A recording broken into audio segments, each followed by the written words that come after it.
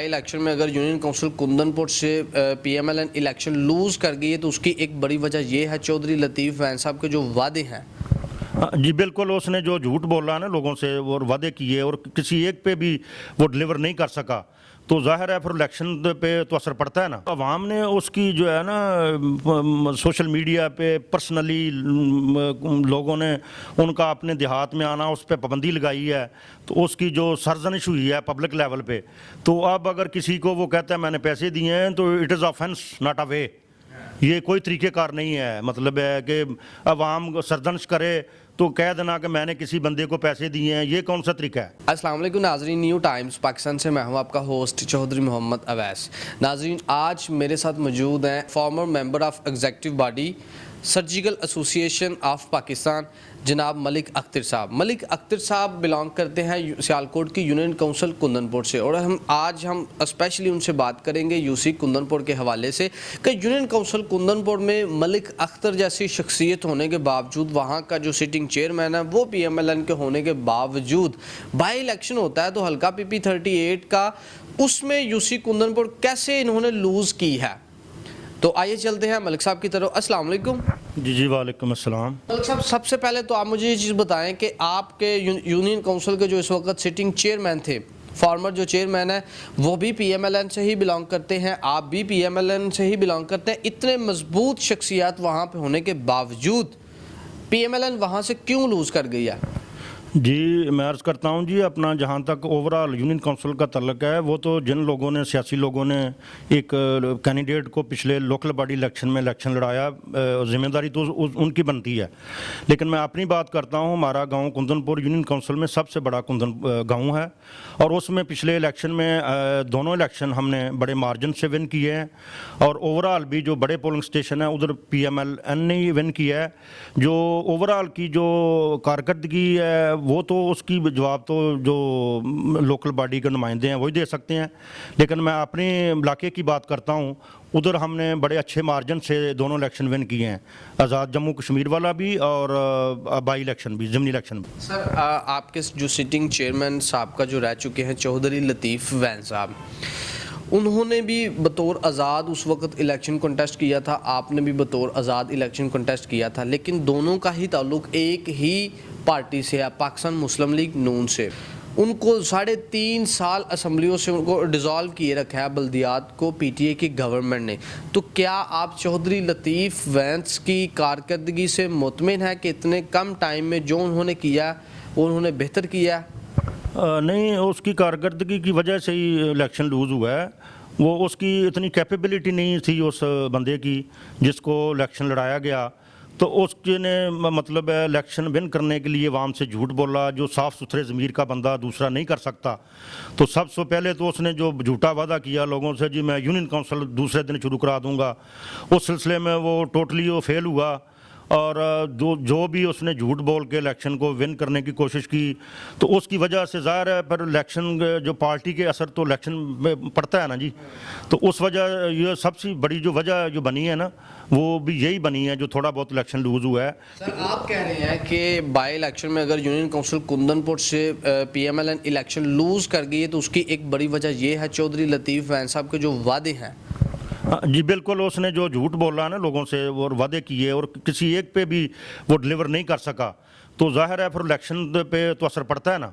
Sir, मेरे साथ last उन्होंने इंटरव्यू किया, उसमें वो बता रहे थे, अभी आपने जिक्र किया यूनियन काउंसिल का, तो वो कह रहे हैं कि मैंने 5 लाख रुपया, मेरा आज भी मेरे दोस्तों जो मेरे साथी हैं पीएमएलएन के उनके पास पड़ा हुआ है बतौर इमानत, मैंने पैसे पे किए हुए हैं यूनियन काउंसिल के ऑफिस के लिए। वो जब अवाम ने उसकी जो है ना सोशल मीडिया पे पर्सनली लोगों ने उनका अपने देहात में आना उस पर पाबंदी लगाई है, तो उसकी जो सरजनिश हुई है पब्लिक लेवल पे, तो अब अगर किसी को वो कहता है मैंने पैसे दिए हैं तो it is offence not a way. ये कोई तरीक़ेकार नहीं है। मतलब है कि अवाम सरजनिश करे तो कह देना कि मैंने किसी बंदे को पैसे दिए हैं, ये कौन सा तरीका है। अगर वो अपने आप को नुमाइंदा सर वो कह रहे थे, मुझे उन्होंने कहा कि यहाँ पे जो प्रोपेगेंडे शुरू हो गए थे, मेरे एंटी प्रोपेगेंडे चलने शुरू हो गए थे, फिर जो दोस्त इकट्ठे हुए हैं उस इकट्ठ में बैठकर मैंने 5 लाख रुपया आज भी मेरा उन लोगों के पास पड़ा हुआ है। नहीं तो प्रापोगंडा, ये प्रापोगंडा इसको ये कहता है। प्रापोगंडा क्या है? उसने झूठ बोला आवाम के सामने और उस पर कोई इम्प्लीमेंट नहीं हुआ, तो 5 साल बाद जब लोगों ने सर्जन की है उसको चौकों में खड़े करके, तो फिर वो कहता है कि मैंने किसी को 5 लाख दिया है। तो क्यों दिया उसने?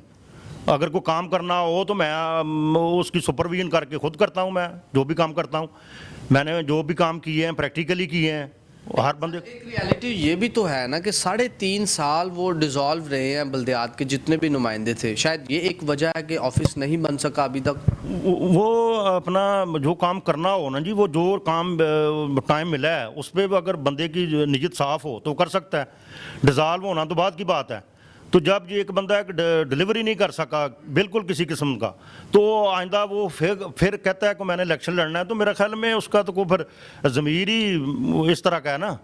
जो बंदा रजा कराना तौर पे, उसको तो साइड पे हो जाना चाहिए कि नहीं भाई मैं तो पहले भी कुछ नहीं कर सका और वाम में से मैंने झूठ बोला है, तो अभी तो मुझे इसका लोकल बॉडी के इलेक्शन का जो है ना कंटेस्ट करने का नाम ही नहीं लेना चाहिए। सर मैं आपको बताता हूँ, मेरे ही इंटरव्यू में जितने भी उन्होंने काम करवाए सारे उन्होंने एक एक करके गिन के गिनवाए। क्या उनका ये कहना है कि मैंने यूनियन काउंसिल का जो ऑफिस है वहाँ पे जो इस वक्त आपका यूनियन काउंसिल डालोवाली के अंदर जो ऑफिस है वही ऑफिस यूसी कुंदनपुर के लिए भी यूज़ होता रहा। वहाँ पर अगर कोई बंदा गया उसको बिल्कुल हमने घर वाला माहौल दिया हुआ है, उसकी एक फिक्स बिल्कुल थोड़ी सी हमने फीस रखी हुई है जो गवर्नमेंट की फ़ीस है। कोई करप्शन नहीं, कोई इस तरह के मामला नहीं, हर बंदा वहाँ पे मुस्तफ़ीद हो रहा है। जो उन्होंने वहाँ पे सिस्टम चलाया था कि अपने घर वाला माहौल मिले लोगों को यूनियन काउंसिल में आकर। मेरा ख्याल में इस मामले में वो गलत बयानी कर रहा है। उसने तो कुछ देर दफ्तर जो यूनियन काउंसिल का दुकानों में रखा है, जो बरलबे सड़क दुकानें बनी थी ना, अपना ये वैंस गाँव है उसकी जगह में कुछ देर उधर रखा है, कुछ देर किसी जगह रखा है। उसको तो प्रॉपर दफ्तर ही कोई नहीं था। रह गई बात जब डिज़ाल्व हुआ है तो उसका हमारा रिकॉर्ड जो यूनियन काउंसिल का है वो रसूलपुर बलियाँ चला गया।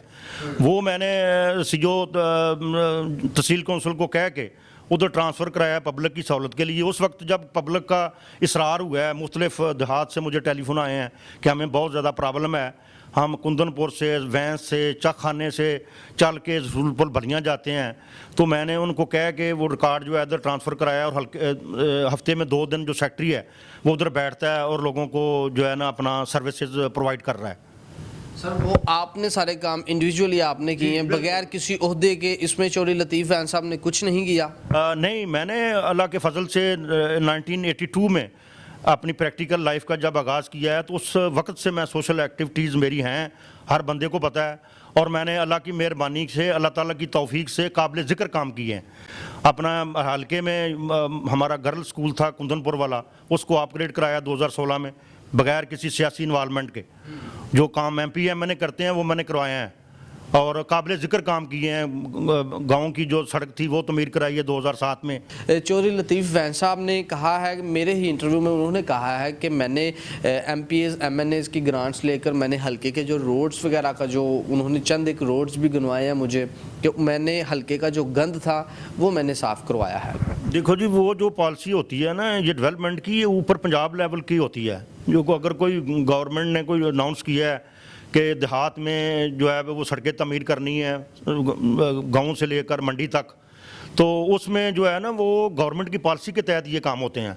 कोई बंदा खुद ब खुद ये अपना सियासी शोहरत हासिल करने के लिए अगर ऐसा कहता है तो मैं नहीं समझता कि वो कोई अपना ज़मीर को ज़िंदा कर रहा है या अपने ज़मीर को वो ये सियासी शोहरत हासिल करने के लिए लोग ऐसी बातें करते रहते हैं। जो इस तरह के काम होते हैं वही गवर्नमेंट की पॉलिसी होती है। क्या सर इस वजह से तो नहीं आप बातें कर रहे कि आप उनके अपोनेंट हैं? पिछली दफ़ा आप लूज कर गए थे और उन्होंने विन किया। नहीं, ऐसी कोई बात नहीं। वो अपना मैंडेट लेके भी अगर नाकाम हो गया है और मैं इलेक्शन हारने के बावजूद भी अगर पब्लिक की को सर्विसेज प्रोवाइड कर रहा हूँ, हर तरह से आवाम से राब्ते में हूँ और उनके सोशल काम भी कर रहा हूँ, तो मेरा ख्याल में पब्लिक में इमेज उस आदमी के बेहतर होता है जो पब्लिक के लिए काम करता है। अगला आप इलेक्शन कंटेस्ट करेंगे तो क्या आप आज़ाद हैसियत से ही इलेक्शन कंटेस्ट करेंगे या फिर पार्टी की टिकट के ऊपर आप इलेक्शन कंटेस्ट करेंगे? क्योंकि गालबन पिछली दफ़ा आप भी आज़ाद ही थे और चौधरी लतीफ़ वैंस भी आज़ाद हैसियत से ही उन्होंने इलेक्शन कंटेस्ट किया है। जी, जहाँ तक वो लोकल बॉडी इलेक्शन का तल्लक है, ये जब कोई मौका आएगा उस वक्त देखेंगे क्या सिचुएशन बनती है, क्योंकि मैं इस तरह का बंदा नहीं हूँ कि सियासी शोहरत हासिल करने के लिए कोई काम करूँ। मैंने जो भी काम करना है पब्लिक के बेहतरीन मफाद में करना है, और मैं अरसा 40 साल से कर रहा हूँ अल्लाह की। पॉलिटिकल पार्टीज़ की जो पॉलिसीज़ हैं वो क्या करती हैं क्योंकि चौधरी लतीफ़ फैंसवी इस वक्त पीएमएलएन में ही हैं, आप भी पीएमएलएन का हिस्सा हैं, तो जो पाकिस्तान की पॉलिटिकल पार्टीज़ की जो साबिका हिस्ट्री आप चेक कर लें या फिर उनकी पॉलिसीज़ आप चेक कर लें, वो सिटिंग बंदे को ही ज़्यादा प्रेफर करती हैं। होप्स हो कि इस दफ़ा भी उन्हीं को ही टिकट दे पार्टी, तो फिर क्या आप उनका साथ देंगे या फिर उनके अपोनेंट होंगे? ये मैं वही कह रहा हूँ कि जब इलेक्शन का जो मौका आएगा उस वक्त देखेंगे। जो भी जिसको अपना शौक़ है, मतलब है, उसको इलेक्शन लड़ना हर बंदे का जमहूरी हक है, किसी को रोका नहीं जा सकता। तो मौके पे सूरत हाल देखेंगे, उससे पहले हो सकता है कुछ सियासी सूरत हाल, चूँकि इस वक्त गैर यकीनी है को क्या इसमें कोई वसूख से नहीं आप कह सकते कि ये जो कह रहे हैं उसके मुताबिक इलेक्शन होते भी हैं या नहीं होते। अगर आप इलेक्शन कंटेस्ट करके इलेक्शन विन कर जाते हैं, अल्लाह करे आप इलेक्शन विन कर जाए, ठीक है, तो आप कौन सा ऐसा मंशूर पेश करेंगे, कौन से ऐसे काम करेंगे जो आपको दूसरे चेयरमैनों से आपको डिफ्रेंशिएट करेगा और उनसे आपको अपर भी लेकर जाएगा?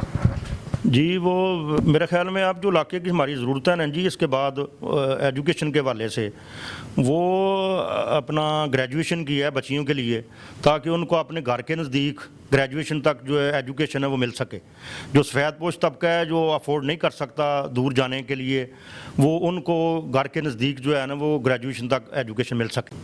जी नाज़रीन, ये हैं मलिक अख्तर अवान, यूनियन काउंसिल कुंदनपुर से, farmer member executive body surgical association of Pakistan. इन्होंने अभी एक बड़ी प्यारी इन्होंने बात की है कि अगर ये इलेक्शन विन करते हैं दैन ये अपने यूनियन काउंसिल के अंदर बच्चियों के ग्रेजुएशन तक कॉलेज का ये सेटअप लेकर आएंगे। इसी के साथ ही अपने मेज़बान चौधरी मोहम्मद अवैस को न्यू टाइम्स पाकिस्तान की स्क्रीन से इजाज़त दीजिए। अल्लाह हाफिज़।